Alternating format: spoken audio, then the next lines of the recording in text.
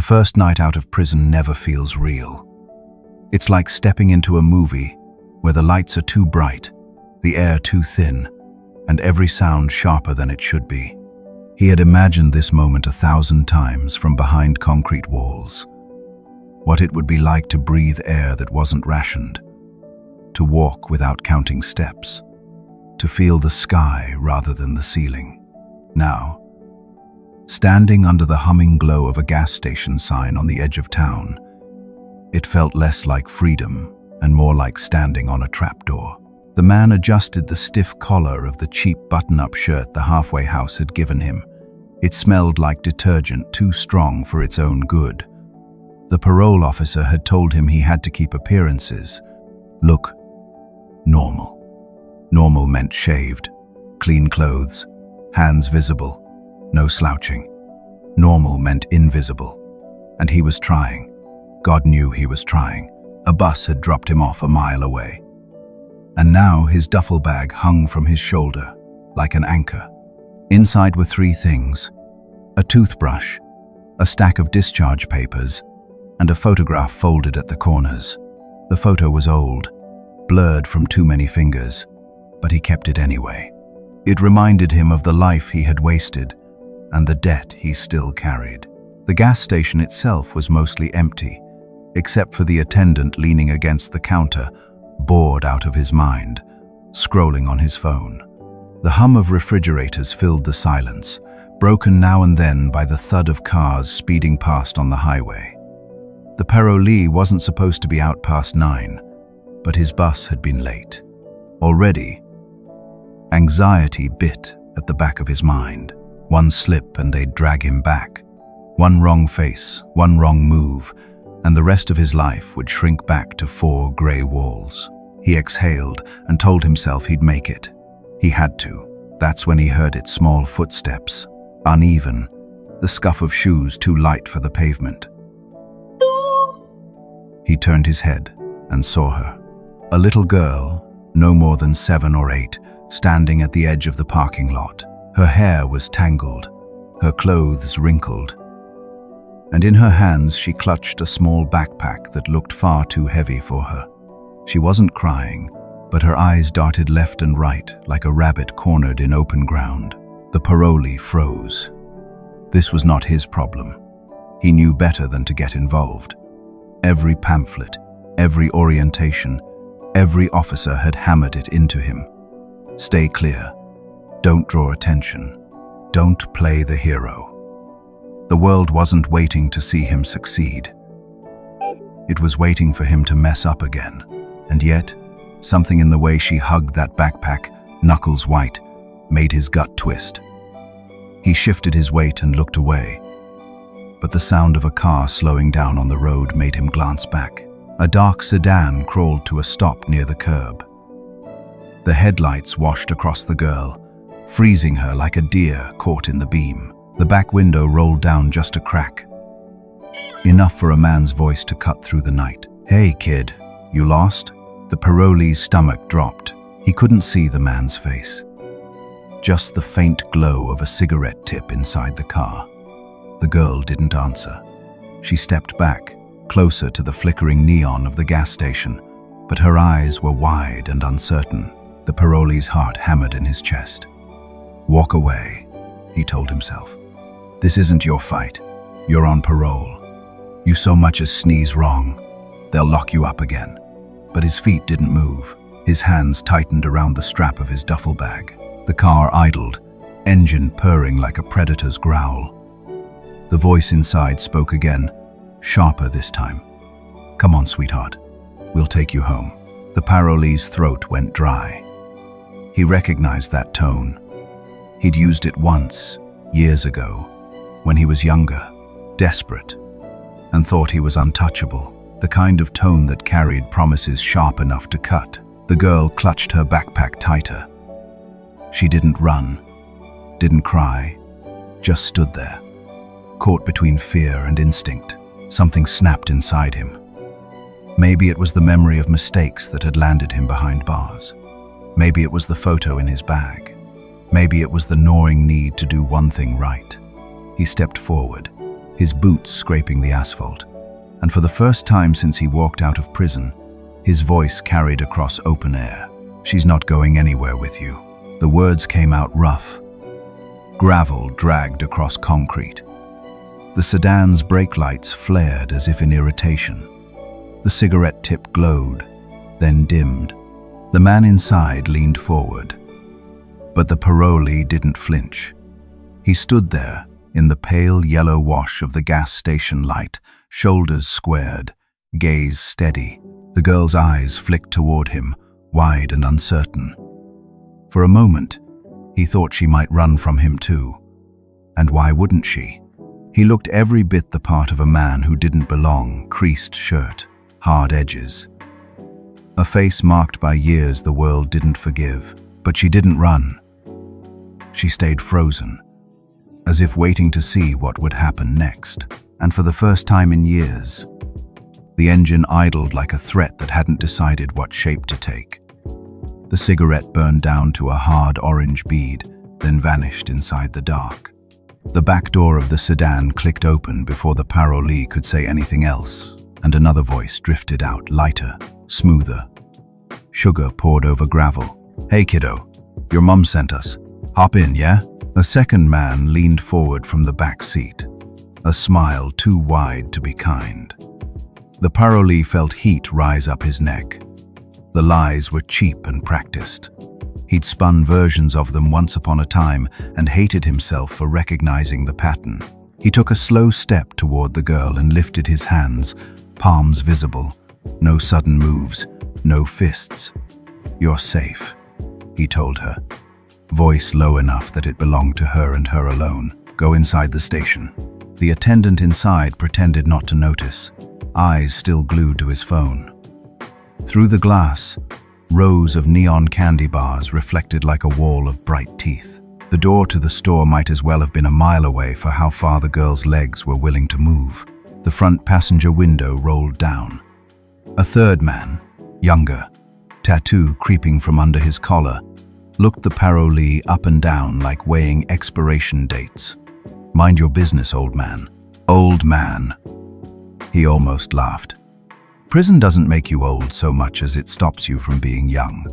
He could feel the weight of the duffel strap digging into his shoulder, that photograph like a hot coal against his ribs. He shifted slightly to place himself between the girl and the car, as if his body could grow 3 sizes and become a wall. "Last warning," the driver said, voice flat. When flat turned to sharp, bad things followed. The parolee showed them his empty hands again. "There are cameras," he said, nodding toward the low black bubble mounted under the eaves. "This whole lot is on tape. Cameras break," the passenger said. He smiled again, wider. "People forget." The parolee looked at the license plate. Half a plate frame hid the bottom digits, grime clinging to the corners. He said the numbers aloud in his head, then again, locking them behind his eyes the way you lock a door you can't afford to leave open. "Inside," he told the girl, more urgent now. "Run." A beat. 2. Then her small shoes slapped the asphalt, an unexpected spark of courage, and she bolted past him, pushing through the heavy glass door, the bell above it dinging with ridiculous cheer. The attendant finally looked up, startled, as she ducked behind a rack of chips and vanished from the line of sight. The driver cursed under his breath. The passenger's smile peeled away. The younger one opened his door a finger's width, thinking about getting out. This was the part where everything could go wrong. The parolee could see it from outside himself, the way a man sometimes watches his life without sitting in it. If fists flew, if anyone yelled too loud, if a small mistake turned into a big one, then his second chance would be a memory. He steadied his breathing. "Cameras," he repeated. "And a witness." He tilted his head toward the attendant. "You want a kidnapping on the nightly news." The driver put the car in park. The engine cut. Silence, except for the hum of the coolers and the far-off hiss of tires on wet road. The door eased open and the driver stepped out, tall, squared shoulders, eyes that had never learned to apologize. He didn't come closer. He didn't need to. His stare did the walking. "You think you're a hero?" the driver asked. "You don't look like one." "Good," the parolee said. "Heroes get people killed." For a second there was a flicker confusion, maybe, or the smallest drop of respect. But it passed. The younger man finally stepped out too, cracking his knuckles, performing toughness for a camera he hoped wasn't actually recording. The parolee rolled his shoulders to loosen the fear. He wouldn't swing first. He couldn't. But he could talk. He could stall. He could turn a spotlight imagine into a siren if he stretched the moment long enough. "Here's how this goes," he said quietly. "You get back in the car. You drive away. You forget this place. If anyone asks, you were never here. If you try again." He nodded toward the storefront. The girl's face peeked over a shelf. Big eyes, a flash of hair, then gone. "I will remember your plate." The driver's jaw ticked. The parolee did. Every digit, every letter. He spoke them slow, steady, like a prayer or a promise. And with each syllable, the air changed a fraction. The other two glanced at each other, a quick calculation crossing their faces. Risk versus reward. Attention versus anonymity. The distant wash of sirens lifted like a tide. Not the big scream of fire engines, the clipped yelp of patrol cars a few blocks out. The parolee didn't turn to look. He couldn't afford to show he cared. But the men did. The driver's head twitched toward the sound. The younger one swallowed. "You call that?" the passenger asked. The parolee kept his eyes on the driver. No, it was the truth. He hadn't. Not yet. The driver hesitated. Then his shoulders dropped a notch, annoyance beating out bravado. He flicked his cigarette to the pavement and ground it out with the heel of his boot. "Get in," he told the others. "We're done wasting time." They slid back into the car. Doors closed. The engine coughed and caught. As the sedan rolled past, the driver let the window drift down halfway, gaze cutting across the parolee's face like a file. "You made a mistake," he said. "We'll fix it later." The car eased onto the road, taillights shrinking, then gone. The hiss of tires faded back into highway noise, and the sirens never arrived. Maybe they'd turned down another street. Maybe there had been another emergency. Maybe there had never been sirens at all, and his heart had invented them out of need. He exhaled slowly and felt his hands shake after the danger had already left. That's how it always worked. The body kept score and sent the bill late. He let the tremor pass, then pushed through the station door. The bell dinged. Cheerful and idiotic. The attendant stared at him like he'd just watched a scene from a show he didn't understand. You gonna buy something?" The parolee ignored him and bent down. The girl was crouched behind a low shelf, backpack hugged to her chest, so hard the fabric creaked. Up close, he could see her face better. Smudged, stubborn, a little too calm for what she'd just survived. Her eyes were old in a way kids' eyes shouldn't be. "It's okay," he said softly. "They're gone." She didn't answer. Her gaze flicked to his duffel, then to the exit, then back to his face. He saw her processing 3 different escape routes, 5 outcomes, 7 questions. Smart kid. He could almost hear the gears grinding. "You got a name?" Her arms tightened around the backpack. "Do you?" He almost smiled. "Not one that helps." He straightened. "We should call someone." "Done." She shook her head so fast a lock of hair slapped her cheek. "No police." The attendant snorted. The girl's breath hitched. The parolee turned to the counter. "Just don't," he said. And to his own surprise, the attendant obeyed. Phone hovering midair. Uncertain. "Give us 5 minutes." 5 minutes for what? the kid behind the register asked, but he didn't push it. He looked relieved to be told to do nothing. The parolee crouched again. "I'm on parole," he said quietly, words tasting like metal. "If the police show and I'm near any kind of mess, they'll take me. I can't help you from inside." Something flickered across her face, surprise, then curiosity, then a pinch of sympathy she tried to swallow before it showed. "You did help," she whispered. "I can do more," he said. "But I need to know who to call. A parent, an aunt, someone." Her jaw set. Everyone says that until the world squeezes the truth out of them. He waited. The hum of refrigerators seemed louder with every second. Outside, a truck roared by, rattling the glass. Finally, she said, "There was someone." "Not anymore." He nodded like that made sense. "Because heartbreak did." "Okay, then we get you somewhere safe." The attendant cleared his throat. "Buddy, I can't have a kid hiding behind a pretzel display. I'll lose my job." The parolee turned just enough to be heard without breaking eye contact with the girl. "There, a back room, employee only. Consider her an employee," the parolee said. The kid at the counter opened his mouth, closed it, thought about minimum wage and the path of least resistance, and pointed toward the stockroom. 10 minutes, he said, muttering like he had decided to be generous. "Then I'm calling." The girl stood, backpack still welded to her, and the parolee guided her toward the back with a careful distance that said, "I am a wall, not a cage." Inside the stockroom, the air smelled like cardboard and dust.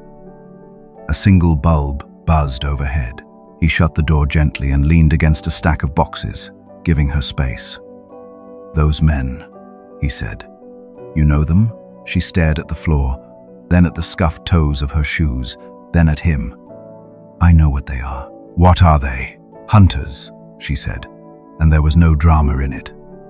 Just the clinical accuracy of a child who's learned to name wolves. He felt the old anger rise, the kind that used to burn without a leash. He put a leash on it now. "They'll come back," he said, thinking of the license plate, the promise in the driver's eyes. "Maybe not here. Somewhere else." She nodded once. No tears. No theatrics. Just a tired acceptance he didn't like. The door pushed open, and the attendant stuck his head in, whisper shouting like a man auditioning for cowardice. "Okay, time's up. Either I call, or you take this somewhere else." The parolee glanced at the clock above the soda fountain. Curfew ticked in his head like a time bomb, every second louder than it should be. If he walked out now, he'd break a condition. If he stayed, he might break another. The trapdoor of freedom creaked under his feet. He looked down at the girl. She hesitated, then barely nodded. "If we can get there." "How far?" She raised her hand and pointed not at a street name or a map, but at the night itself. "Not far enough," she said. "And not safe unless somebody's with me." He should have said no. He should have told the attendant to call. Should have turned himself into a footnote and her into a case number. But the photo in his bag felt heavier than paper and lighter than air. And the idea of watching her walk out alone made something in him go cold. "Okay," he said. "We go. We move fast. We don't look back." He opened the stockroom door, checked the lot. Empty asphalt, humming neon, 1,000 places for a car to hide, and none of them currently occupied. He adjusted the duffel on his shoulder and held the door for the girl. They stepped into the night together, two shadows lengthened by the same light. And somewhere in the distance a siren cried out again. Closer this time, like a warning or a welcome, he couldn't tell which. The street outside the gas station stretched wide and empty, a patchwork of cracked asphalt under buzzing streetlights. Every light seemed too bright, every shadow too deep, like the world had turned into a stage with him in the spotlight. The girl's footsteps were small, quick, the rhythm of someone ready to run if she had to. He kept his pace steady, not too fast, not too slow, forcing himself to look like a man with a plan when all he had was instinct and a parole clock ticking in his skull. They didn't make it half a block before the sirens turned real. A police cruiser rounded the corner, red and blue lights cutting across their path. The parolee's chest tightened. It wasn't the sedan. It wasn't the hunters. It was worse. In a different way, the cruiser slowed, then stopped. Two officers stepped out, hands resting on holsters out of habit rather than need. The taller one, broad shoulders and tired eyes, flicked a glance from the parolee to the girl and back again. "Evening," the officer said. His tone wasn't hostile, but it wasn't friendly either. "You want to tell me why a kid's walking around after midnight with a man carrying a duffel bag?" The girl's fingers tightened around her backpack. The parolee felt the weight of her silence press against him. If she spoke, would she tell the truth? If she lied, would they believe her? If he spoke, "Just walking her home," he said finally. His voice sounded raw even to himself. "She was alone. I didn't think it was safe." The shorter officer, a woman with sharp features and a quicker stance, narrowed her eyes. "You got ID?" The parolee hesitated. Showing ID meant they'd see the parole stamp, the conditions, the warnings printed in red. But not showing ID would be worse.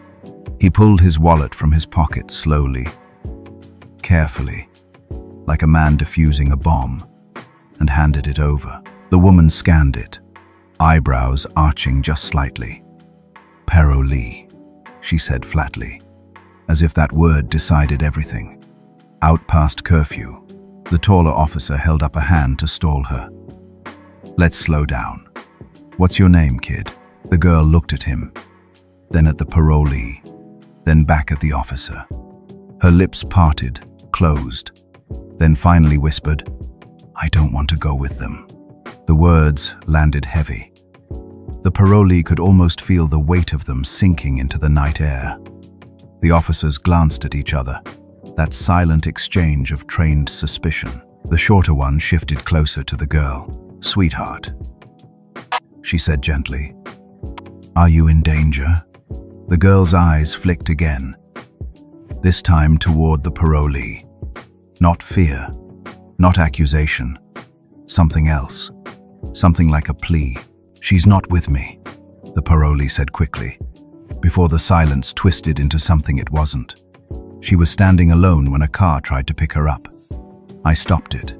That's all." The taller officer tilted his head. "A car?" "Dark sedan. 3 men. Plate number." He rattled off the digits he'd locked into his head, each one a nail he hoped would hold. The woman tapped them into her phone, expression unreadable. "Nothing pops right away.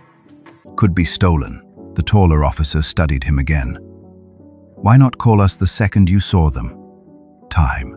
Because by the time you got here, they'd be gone.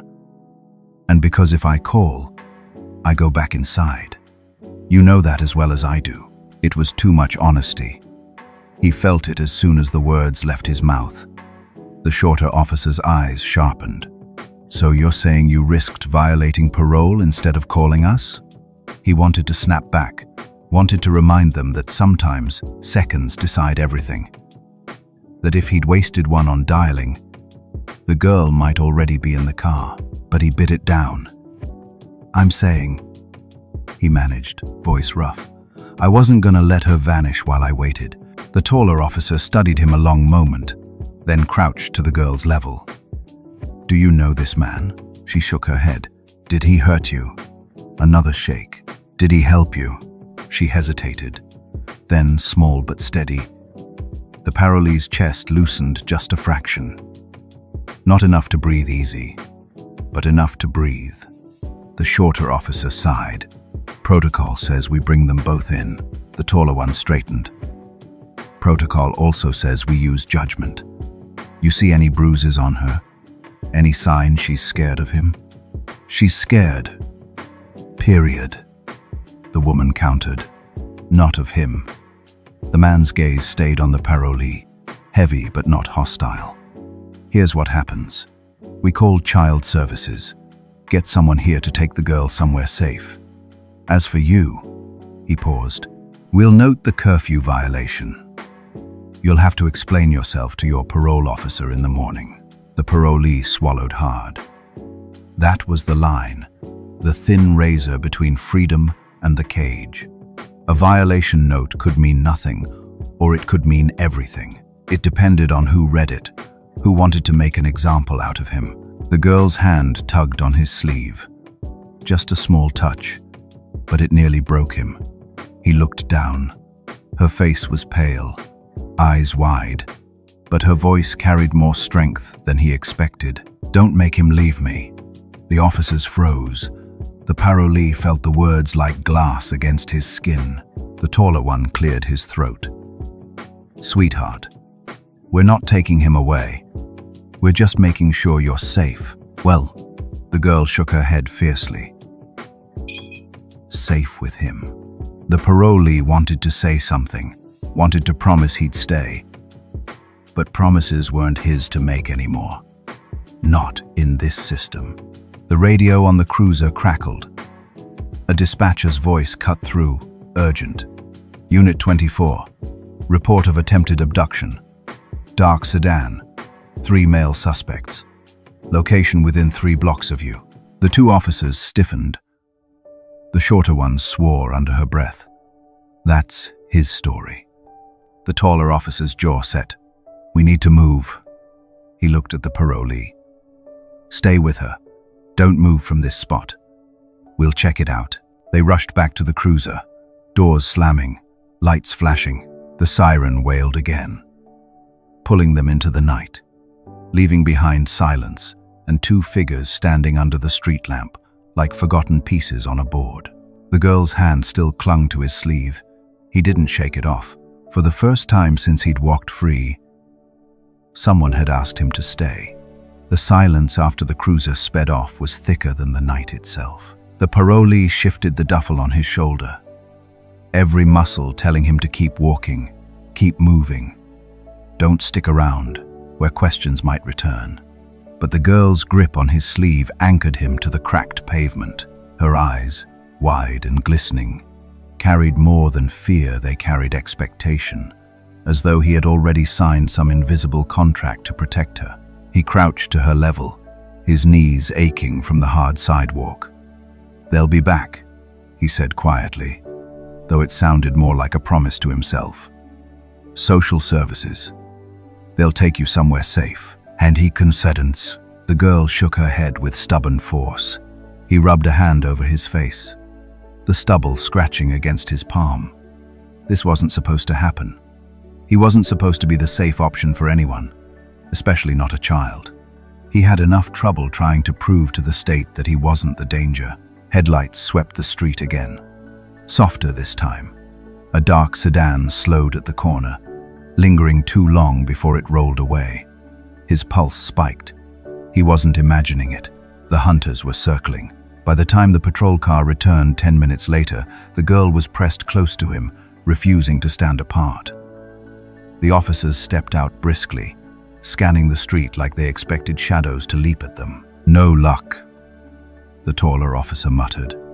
Car vanished. The shorter one glanced at the girl. We'll call it in. Social workers already on the way. The parolee's stomach knotted. A social worker meant paperwork. Paperwork meant names, dates, cross-references. His parole officer would get that call before the sun came up. As if conjured by the thought, his phone buzzed in his pocket. He didn't need to check the screen to know who it was. Parole officers didn't sleep. They waited. He excused himself a few paces away, answering with a tight voice. You're out past curfew. The voice on the other end was clipped, professional, sharp. Explain, he swallowed. There was a situation. A girl. I don't care about a girl.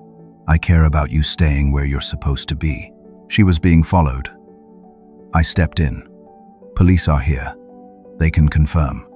A pause. The sound of typing on the other end. Yes. I just got the report. You're lucky. Any other officer, and you'd already be back inside. He clenched his jaw. Lucky. That word carried a sting. Lucky meant they still saw him as guilty by default. Freedom hanging by a thread over their desks.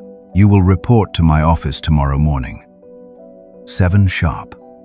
Miss it, and I'll sign the revocation myself. Click. The line went dead. He slid the phone back into his pocket, exhaling slowly. Tomorrow. That was all the rope he had. When he turned back, a white sedan had pulled up unmarked, but the tired woman in the driver's seat gave it away.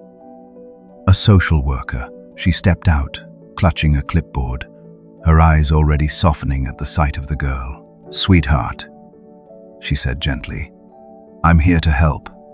You'll come with me, all right? We'll find you a warm bed, something to eat.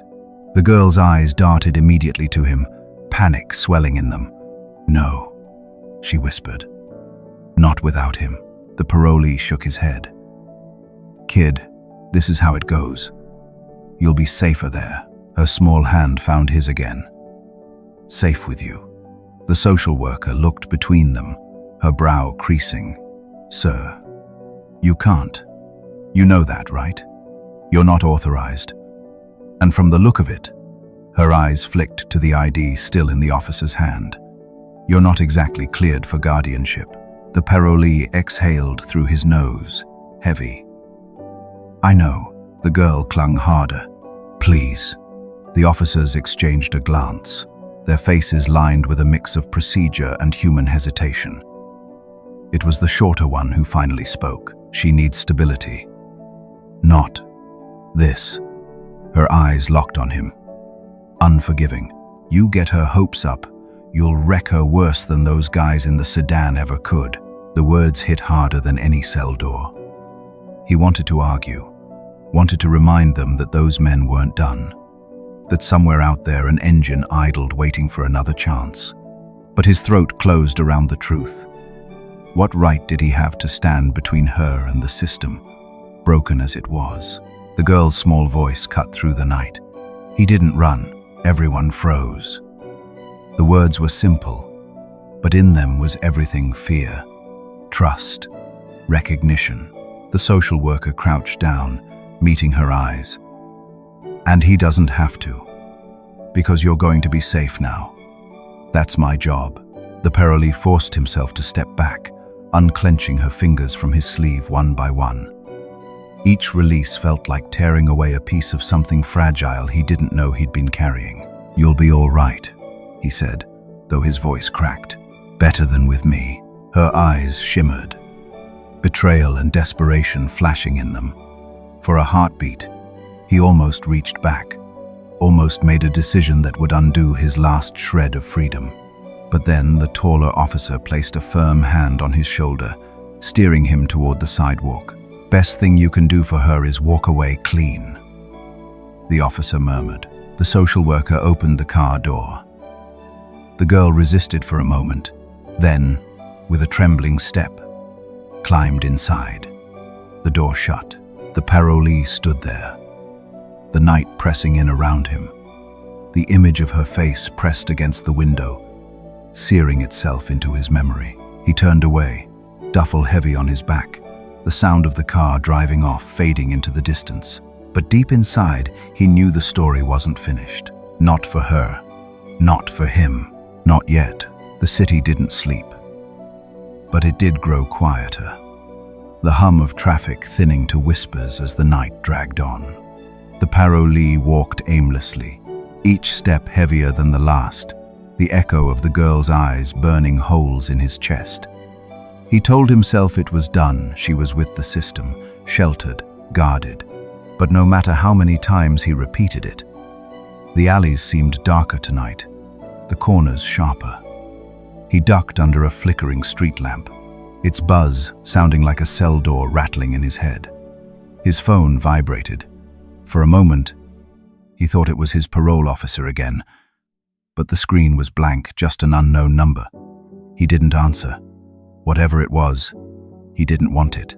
A sedan rolled slowly across the intersection ahead, dark windows gliding like black eyes. His stomach dropped. The same shape, the same crawl. They weren't circling anymore. They were hunting. He ducked into a narrow cut between two boarded-up shops, pressing his back against the damp brick. The car coasted by, slowed, then accelerated away. His breath fogged in the cold air. He told himself it wasn't his problem anymore. The girl wasn't his responsibility. He needed to focus on himself, on tomorrow morning, on staying free. But the image of her pressed against the car window sliced through that fragile logic. The way her voice had cracked when she said, "Safe with you." He cursed under his breath. No matter how far he walked, he was still tethered. He found himself doubling back, past the laundromat, past the row of shuttered storefronts, until he saw it, the white sedan from earlier, parked outside a rundown motel. Its engine idled faintly, exhaust puffing like the breath of a waiting animal. His pulse hammered. He knew before he even stepped closer. They weren't hunting him. They were waiting for her. The social worker's car was parked 2 spaces down. His chest tightened. They hadn't even waited a full hour. The system hadn't shielded her. It had delivered her straight into the open jaws. The motel lobby's neon sign buzzed, casting everything in a sickly red glow. He pushed through the glass door, pretending calm. Inside, the social worker was checking in, the girl clutching her hand, weary and small. The woman looked up, startled, when she saw him. "You again?" she whispered, confusion mixing with suspicion. "Why are you here?" He ignored the question, his eyes darting to the girl.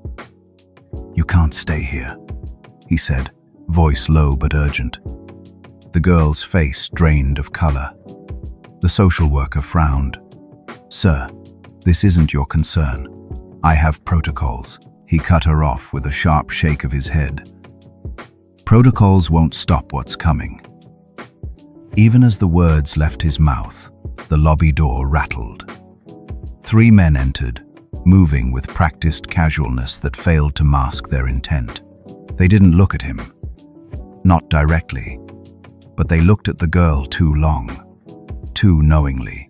One of them smiled. The parolee stepped forward, instinct burning through every parole condition he'd been clinging to. "Get her behind the desk," he muttered to the social worker. "What? Now?" The men spread out in the lobby, their presence thick and poisonous. One leaned against the vending machine, his jacket shifting just enough to reveal the dull outline of a weapon. Another feigned interest in the tourist pamphlets on the wall. The third, the one who had smiled, stepped closer, his gaze fixed on the girl. "Late night for a little one," he said casually, though his tone dripped with ownership. The social worker's hand trembled on the girl's shoulder. The parolee moved between them, shoulders squared, his voice flat. "She's not yours." The man's smile widened, all teeth and menace. "And you are? Some washed-up stray thinking he can play hero?" The parolee's fists curled at his sides. The air felt charged, the same electricity that used to crackle through prison yards just before chaos erupted. The man leaned in, his whisper venomous. "Step aside, or you'll both disappear before the sun comes up." Every rational thought screamed at him to back down. He had no weapon, no badge, no authority. He had everything to lose and nothing to bargain with. But the girl's small hand slipped into his, trembling, trusting. Something inside him broke loose. "I've stepped aside my whole life," he said, voice steady as stone. "Not tonight." The man's grin faltered. For the first time, hesitation flickered in his eyes. The social worker tugged the girl behind the desk, fumbling for the phone. The other 2 men shifted, muscles coiled, waiting for a signal. The parolee braced himself. He knew what was coming. The moment he crossed this line, there was no going back. Parole, freedom. Tomorrow morning they all vanished in the shadow of the choice before him. He tightened his grip on the girl's hand, the weight of her trust anchoring him. And when the first man lunged, he moved faster than he thought he could, faster than the past he'd been dragging. The lobby erupted into chaos. The first blow came like thunder. The man lunged with a fist aimed squarely at the parolee's jaw, but years of scrapping behind bars had sharpened reflexes that didn't need thought. He ducked low, drove his shoulder into the man's chest, and sent him crashing into the vending machine. The thud rattled the glass, cans clattering inside. The girl screamed. The social worker shrieked into the phone, begging for police, her voice high and panicked. The other two moved fast. One ripped a chair from the lobby and swung it like a weapon. The parolee raised his arm, the blow catching his forearm with a jolt of pain that would leave bruises by morning. He gritted his teeth and twisted, using the momentum to rip the chair free and shove it backward into the man's gut. "Run!" He barked toward the desk. But his words barely landed before the third man cut off the escape, blocking the narrow hallway that led deeper into the motel. The girl clutched the social worker's skirt, her wide eyes darting between the fight and the door. The parolee saw it, the paralysis, the terror. He couldn't let her freeze now. "Eyes on me!" he roared, shoving one attacker against the counter. "You hear me? Stay with me." Her gaze snapped to his, trembling but anchored. The first man staggered up from the vending machine, blood streaking his brow. He spat and pulled a knife from his jacket, the blade catching the lobby's sickly neon glow. "Big mistake, hero." The parolee's chest tightened. Prison fights were fists, improvised shanks hidden in socks, but this was different. The knife meant finality. One slip, and it was over. The man slashed wildly. The parolee dodged. He grabbed the man's wrist, slammed it against the counter once, twice, until the knife clattered free. He kicked it under a chair without hesitation. Pain seared his side as another attacker slammed into him from behind, wrapping thick arms around his chest. He thrashed, elbows jabbing, until he broke free with a violent twist. The fight turned raw. No strategy, no grace, just survival. The social worker screamed, "The police are on their way!" The words cut through the chaos. The men froze, exchanging tense glances. They weren't supposed to get caught. This wasn't the kind of job you did with uniforms on the way. But the leader, the one with the bloodied face, sneered. "We finish this now." He lunged again. But this time, the parolee didn't wait. He swung hard, fist connecting with the man's jaw. The crack echoed, sending him sprawling. The other two hesitated long enough for the wail of sirens to pierce the night air outside. Blue and red lights bled through the lobby windows. Panic swept the attackers. One bolted through the side exit. Another cursed, shoving past the counter, disappearing into the parking lot. The leader, groaning, crawled toward the door before stumbling to his feet and limping after them. The parolee stood in the wreckage, chest heaving, knuckles raw. For a moment, he couldn't hear anything but the roar of blood in his ears.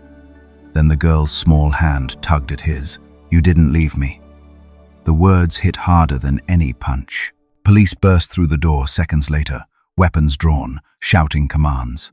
The social worker raised her hands, babbling about attackers, about the girl. Officers swarmed the room, one grabbing the parolee by the arm, forcing him to the floor. "Hands behind your back." The parolee didn't resist. He felt the cold metal bite his wrists, the old familiar sting of cuffs. His mind reeled not from fear of prison this time, but from the girl's voice still echoing inside him. "You didn't leave me." He watched as officers knelt beside her, asking if she was hurt, their voices gentler than the chaos demanded. She pointed at him, her voice clear despite her trembling frame. "He saved me." The officers glanced at one another, uncertain. They hadn't seen the fight. All they saw was a man in cuffs, a parolee with blood on his hands. The parolee lowered his head, the weight of his choices pressing down. Freedom had been fragile, balanced on rules and conditions, and with one violent night, he had shattered it. But as the girl's words lingered, another truth pulsed beneath the fear. Maybe freedom wasn't about rules. Maybe it was about finally doing the thing he'd run from all his life. The police led him outside, into the blaze of flashing lights. Neighbors had gathered, phones raised, whispers spreading like wildfire. He didn't fight it. His body ached, but somewhere deep inside, a strange calm had taken root. Because for the first time in years, he wasn't running. The interrogation room smelled of stale coffee and cold metal. A single fluorescent bulb buzzed above, its flicker casting shadows across the parolee's tired face. His wrists, still cuffed, rested on the steel table. Across from him sat a detective, sleeves rolled up, jaw tight, a man who had seen enough to know when someone was lying. "You're on parole," the detective said flatly, flipping through a folder thick with his file. "And here you are, smack in the middle of a brawl. 3 men put in the hospital, property damage, a knife recovered. That's a parole violation before I even ask a question." The parolee didn't lift his eyes. His knuckles were raw, bruised, his ribs aching from the blows. They were going to take her. The detective leaned forward. "That's what the social worker says too. But let me get this straight. You just happened to be in the lobby when 3 armed men tried to kidnap a child?" "Yes." The detective studied him, unimpressed. "Do you know these men?" "No." "You expect me to believe you? An ex-con fresh out of prison just happens to play knight in shining armor." The parolee's jaw tightened. "Believe what you want. I wasn't going to let them take her." The detective exhaled through his nose, flipping to a page in the file. "You've got a record of violence. Assaults. Fights inside. What am I supposed to think? Maybe you knew them. Maybe it was a deal gone bad." Silence, stretched, heavy. Then the door opened. A uniformed officer stepped in, murmured something into the detective's ear.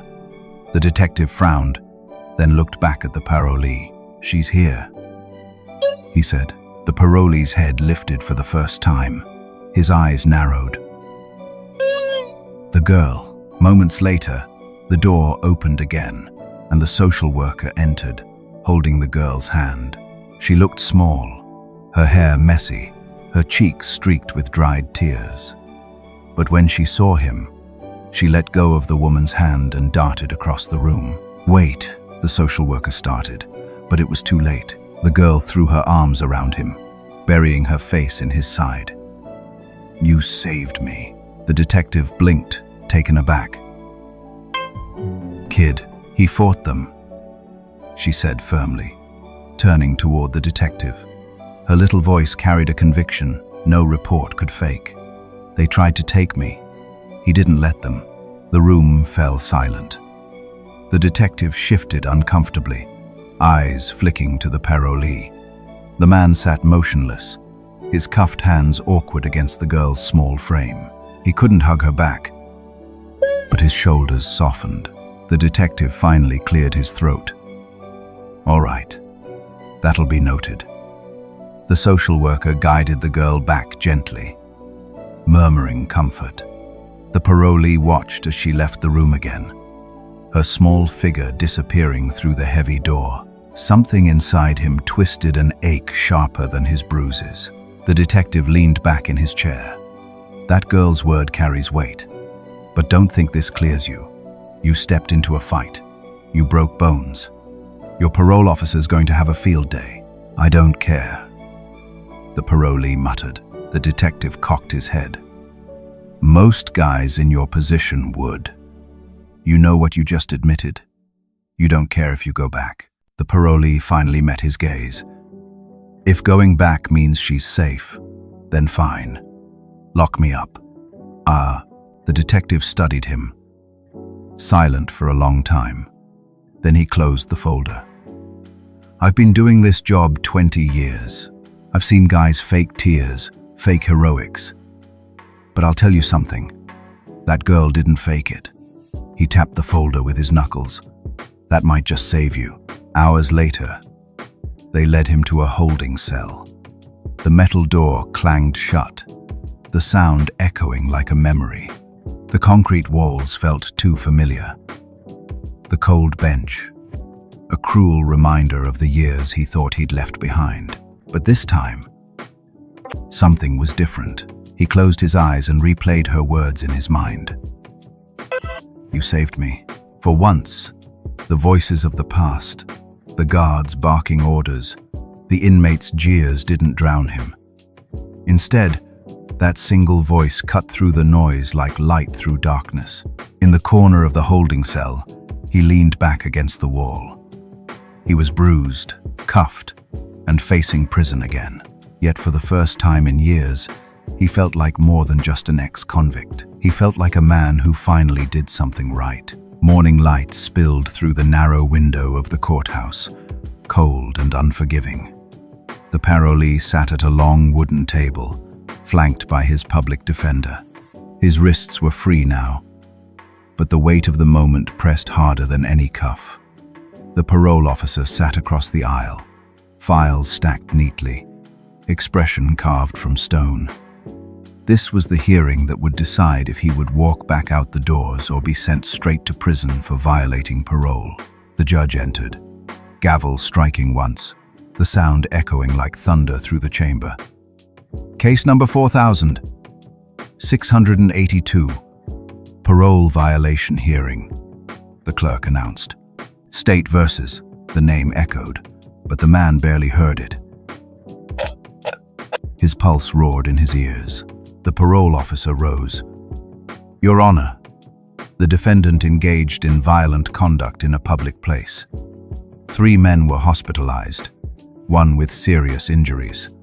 This is a clear violation of the conditions of his release.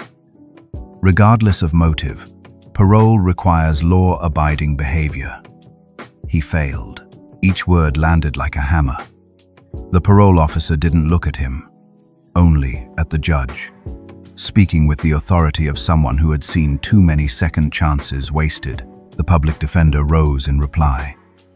Your Honor, context matters. My client was in the lobby of a building when 3 adult men attempted to abduct a child. He intervened. The police report confirms weapons were recovered from the scene. It wasn't recklessness, it was protection. Had he done nothing, a child might be missing today. The judge lifted an eyebrow.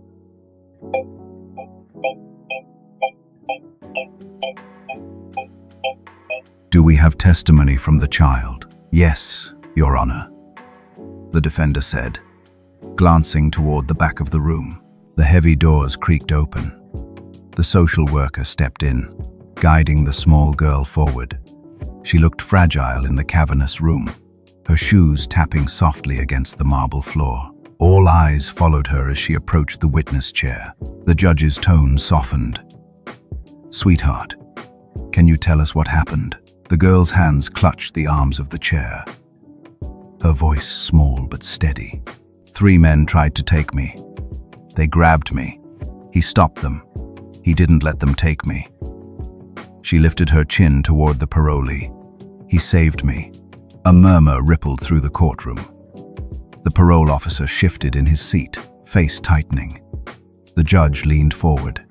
Did he hurt you in any way? Her eyes widened. No, he protected me. The judge nodded slowly. Thank you. That's enough. The girl was escorted back to her seat, the social worker's hand steady on her shoulder. The parolee watched her with an ache in his chest, knowing she had risked speaking in this intimidating place for him.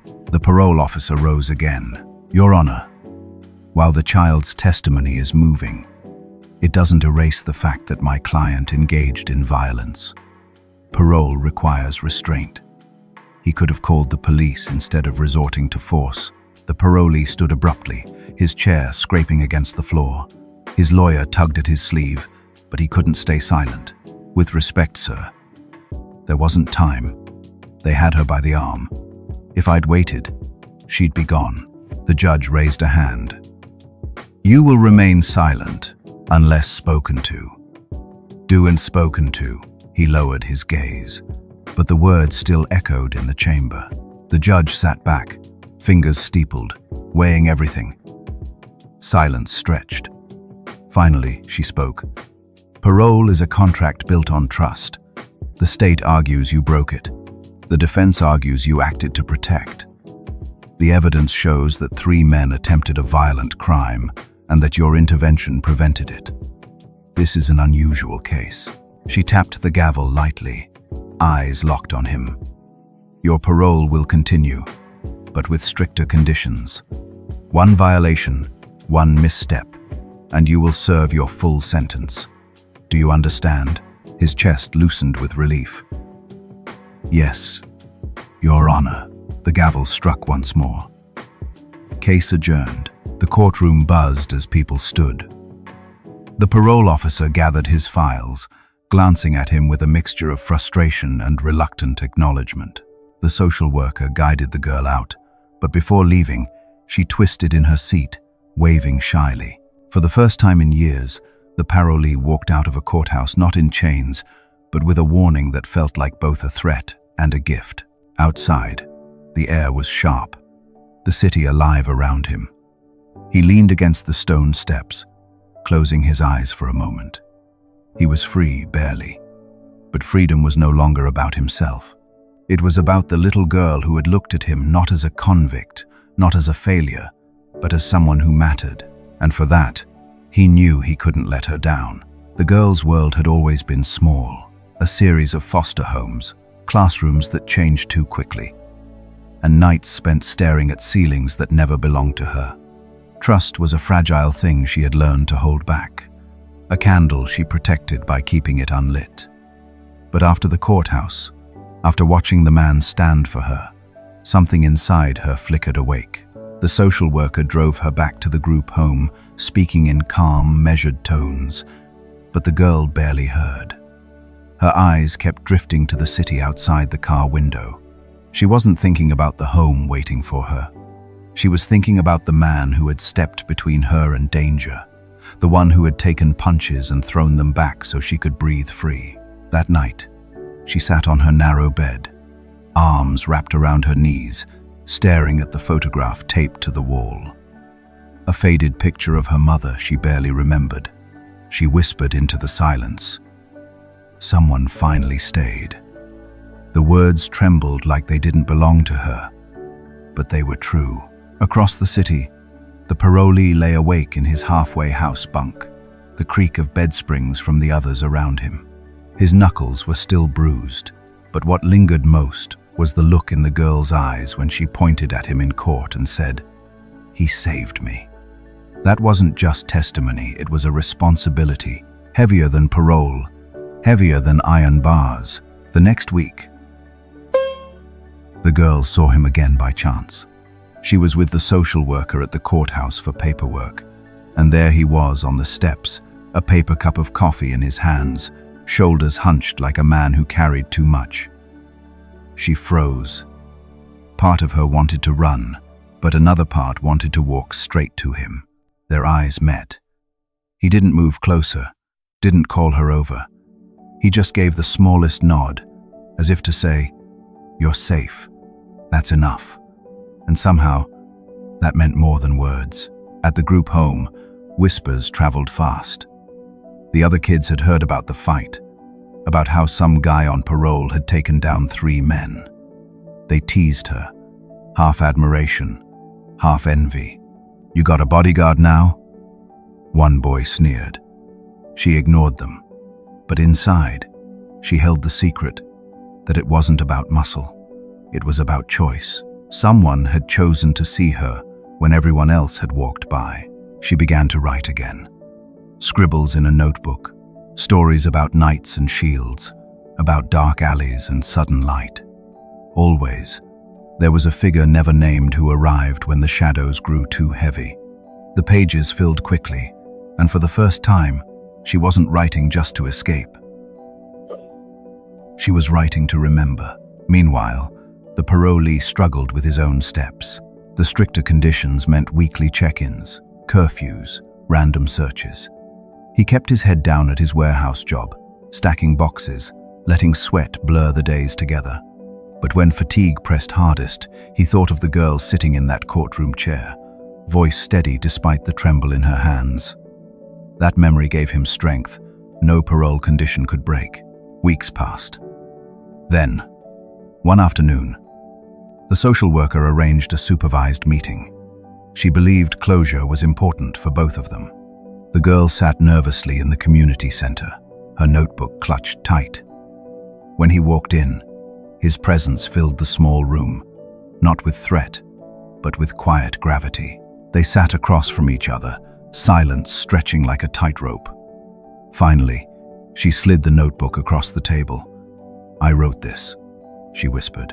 He opened it, flipping through pages of sketches and words. He saw himself in the lines not as he saw in the mirror, scarred and worn, but as she saw him. Strong, steady, someone worth believing in. His throat tightened. "This is good," he managed. She leaned forward, whispering, "Do you promise you won't disappear?" The question cracked him open. No one had asked him for promises since before prison. And here was this child asking not for toys, not for protection, but for presence. "I can't promise the world," he said, voice low but firm. "But I promise I won't walk away from you." Her eyes searched his, testing for lies, but found none. For the first time, she let herself smile, not the small, polite smile she used on caseworkers, but a real one, shaky and new. When the meeting ended, they went their separate ways again. But something unspoken lingered between them. A thread had been tied. Not family. Not yet. But something closer than strangers. Something forged in the heat of danger and the cool silence of truth. That night, the girl added a final line to her notebook. "Maybe knights don't wear armor. Maybe they wear scars." And the man, lying awake in his bunk, whispered to himself a vow he hadn't dared speak aloud in years.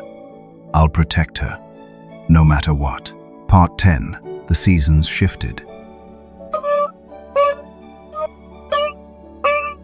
And time had its way of softening the edges of wounds.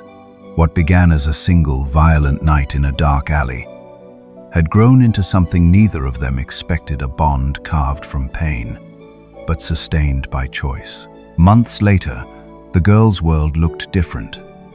The group home was still her address, but her heart no longer felt invisible. She had weekly supervised meetings at the community center, each one with the man who had once been defined only as a convict. To her, he was no longer that. To her, he was proof that redemption didn't come wrapped in perfection, but in effort, in consistency, in showing up when it mattered most.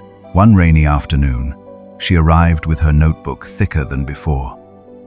Pages brimming with her stories. She set it in front of him and whispered, "This one's about you again. But this time, you don't just fight, you win." He smiled, the kind of small, quiet smile that carried more weight than any grin. "You're the one winning," he told her. "You're writing your own story." The parole board had noticed his transformation, his compliance, his work ethic, his mentorship hours at the community center, where he began guiding other at-risk kids. These weren't just check marks on a parole sheet. They were signs of change. The day came when his officer looked at him with something almost like respect. "Keep this up," she said, "and you'll be free sooner than you think." But freedom, he realized, was no longer about open gates. It was about knowing someone out there believed he was more than his past. The girl, too, found herself changing. The kids at the group home still teased, still pushed. But her notebook gave her refuge. Her grades began to climb. Her teachers noticed her voice in writing assignments, full of detail and depth. When asked about her inspiration, she simply said, "Someone taught me not to give up." Then came the test. One late evening, outside the community center after a meeting, a car slowed near the curb. The same kind of car, the same kind of men who had once tried to drag her into shadows. Her breath caught, panic rushing back. But before the fear could swallow her, a figure stepped in front of her, not with fists raised, but with calm presence. "Not this time," the man said firmly, staring at the driver. The car lingered, then sped away into the rain. The girl clutched his arm, trembling. "You promised," she whispered. He nodded. "And I meant it." In that moment, the promise wasn't just about protection from others. It was about showing her that trust could be rebuilt, that people could fall and rise again, that broken lives could still weave into something strong. Years later, when she was asked to speak at a school assembly about resilience, she told her story.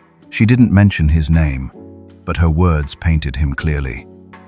Sometimes, the person who saves you isn't the one you expected. Sometimes, they're the one everyone else gave up on. But when they choose to stand for you, you learn that people can change, and that you can, too. In the audience, an older man sat quietly, hands folded, scars still visible but softened by time. When the applause rose, he didn't stand, he just smiled, watching her shine in the light he had once thought he'd never deserved to see. The story had begun with violence, with a night of fear. But it ended with something else. Two lives that refused to stay broken. Two hearts stitched together by second chances. For the girl, it was the start of believing in love, trust, and safety again. For the man, it was redemption not in words, not in promises, but in the life he lived every day after. And together, though the world might never call them family, they had become exactly that.